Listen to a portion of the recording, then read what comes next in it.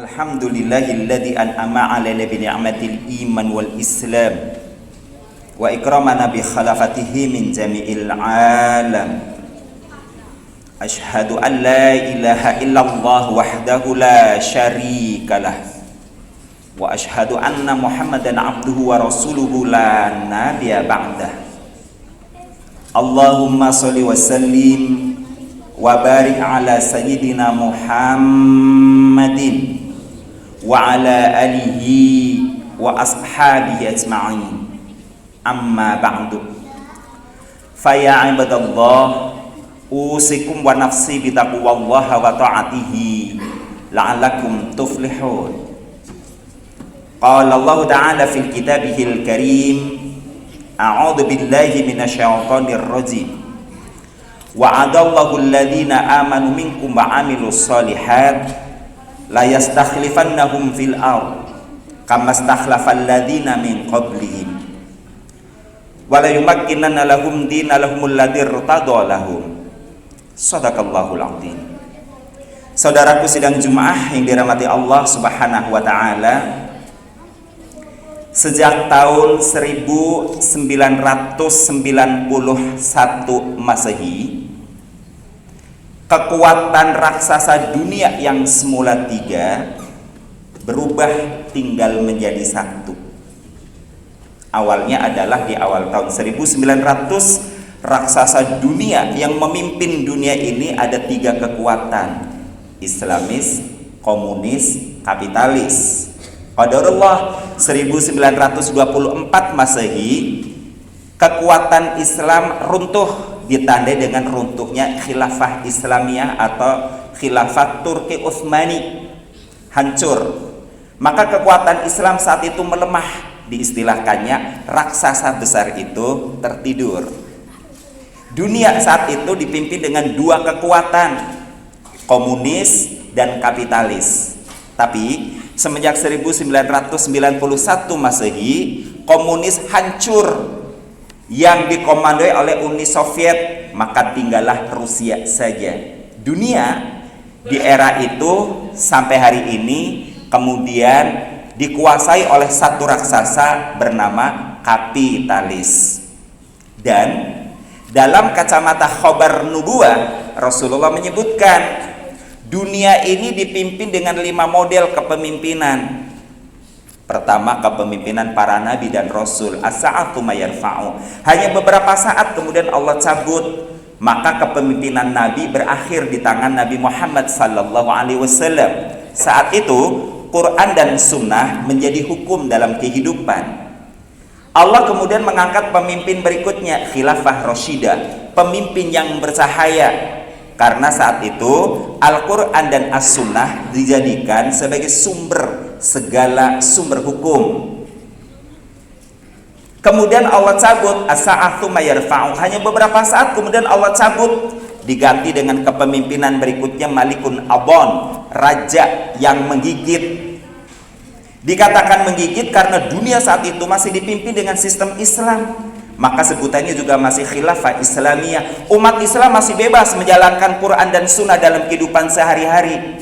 Tapi untuk tampuk kekuasaan, khalifah sudah mempersiapkan putra mahkota. Maka mulai dari khalifah, sebut saja khilafah Abbasiyah, Fatimiyah, Utsmaniyah, sampai kemudian Turki Utsmani itu sendiri hancur.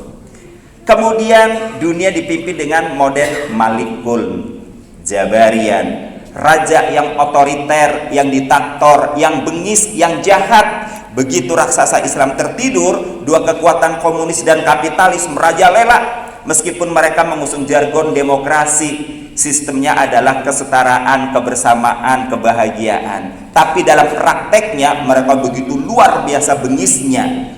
Lebih bengis lagi kepada putra-putri muslim. Mereka dilarang menjalankan Quran dan Sunnah dalam praktek kehidupan sehari-hari.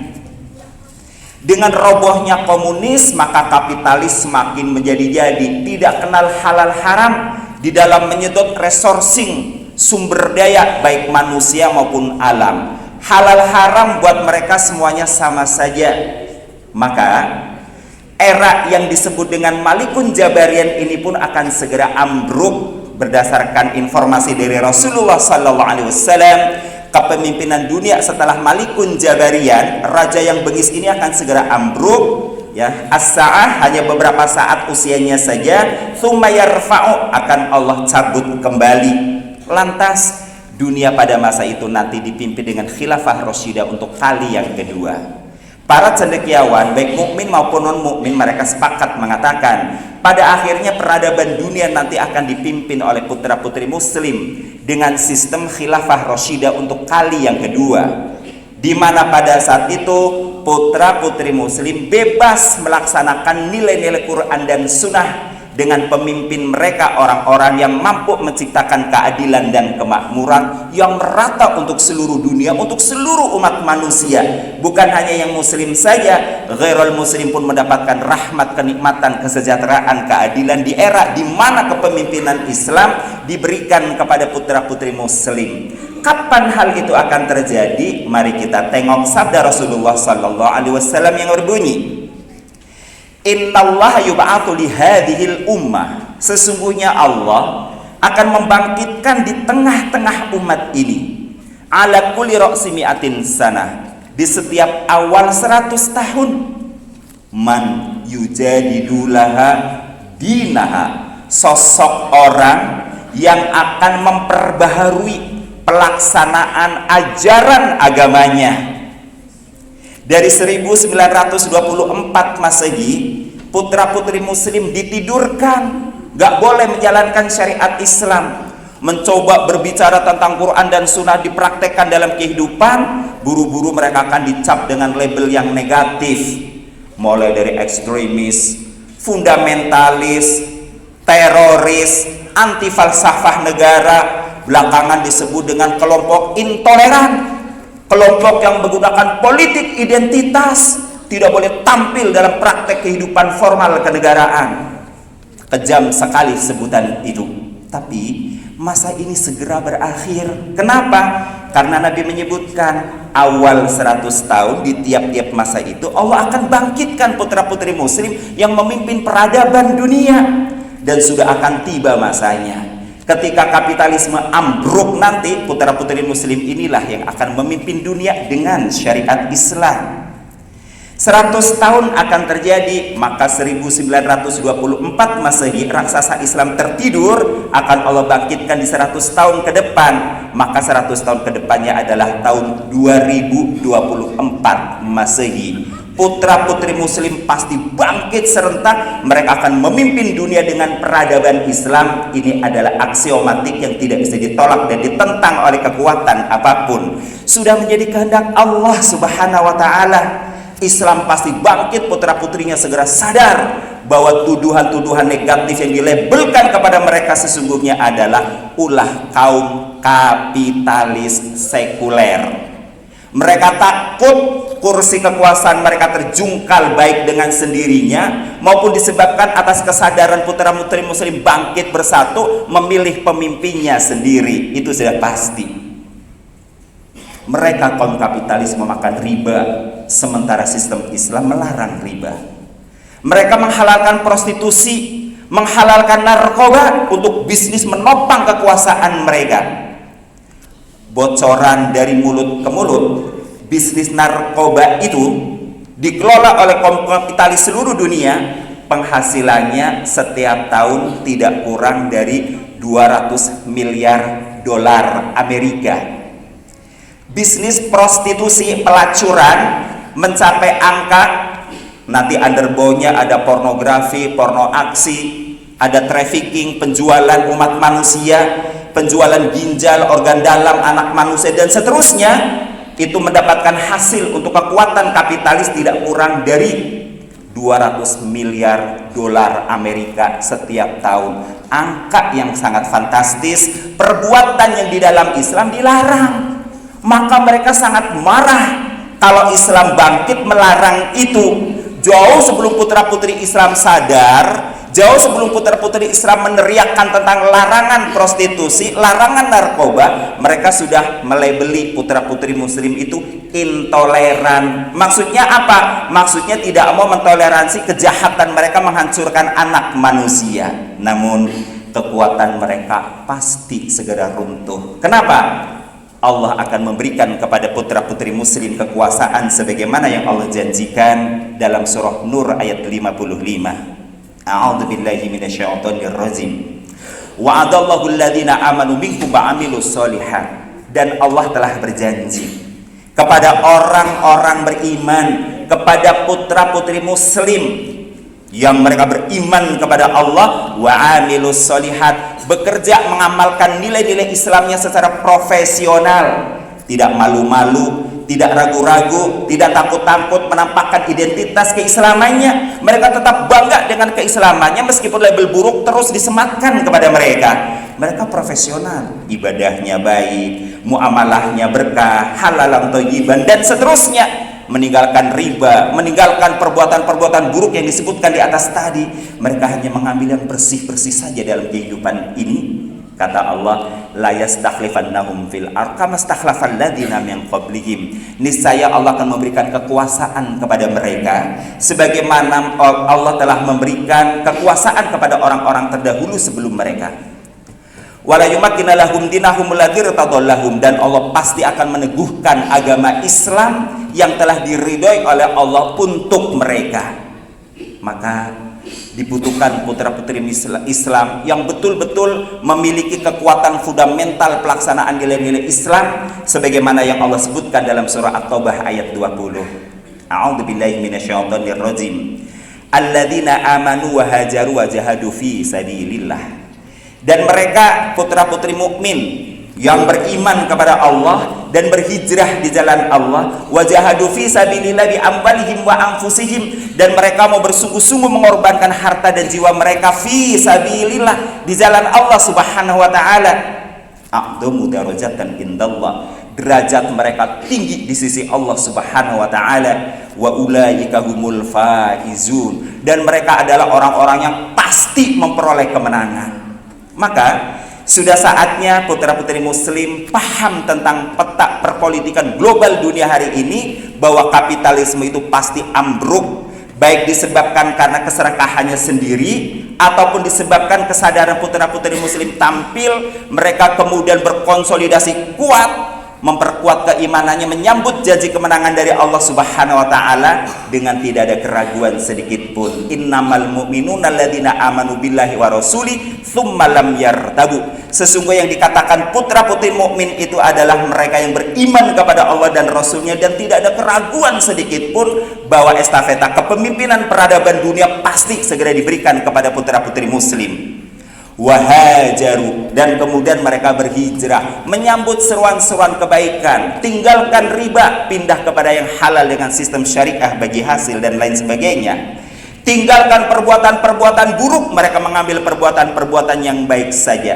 Tinggalkan korupsi, mereka cari yang halal atau thayyiban dalam praktek kehidupan. Dan untuk itu memang butuh pengorbanan. Satu kisah kecil pengorbanan, butuh kesiapan berkorban jiwa dan raga, adalah bocoran yang diceritakan oleh anggota legislatif di parlemen di sebuah negeri yang gemah ripah loh, jinawi. Setiap mau rapat memutuskan peraturan-peraturan yang sensitif terkait dengan hajat hidup orang banyak di negerinya yang besar umat Islamnya itu yang namanya uang dolar berseliweran, bukan lembaran tapi koperan. Di meja tempat duduk sang anggota parlemen tiba-tiba sudah teronggok koper yang kalau dibuka itu uang dolar semua, satu koper. Sudah jelas apa maksud dan tujuannya. Dan hari ini kalau ditanya siapa yang nggak butuh uang, anggota legislatif mana yang tidak ditagih oleh konstituennya? Dulu saya dukung Anda, sekarang tempat kami butuh ini, ayo bagi kepada kami. Parsialisme, juz'iyah, cara berpikir masyarakat yang demikian terkadang membuat goyah hati anggota legislatifnya, tapi tidak dengan sebagian anggota legislatif yang ini. Mereka kekeh, mereka tolak uang miliaran rupiah meskipun itu dalam bentuk dolar jika keputusan sebuah peraturan itu ternyata merugikan anak bangsa dan negaranya.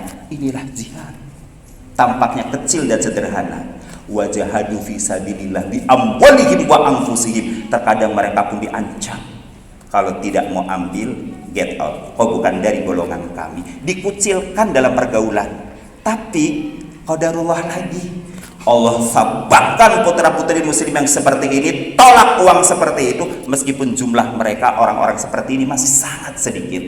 Tapi inilah bagian sinyalemen bahwa kebangkitan Islam itu sudah di pelupuk mata. Kelompok inilah yang nanti akan dipercayakan oleh Allah memimpin umat manusia dengan peradaban Islam.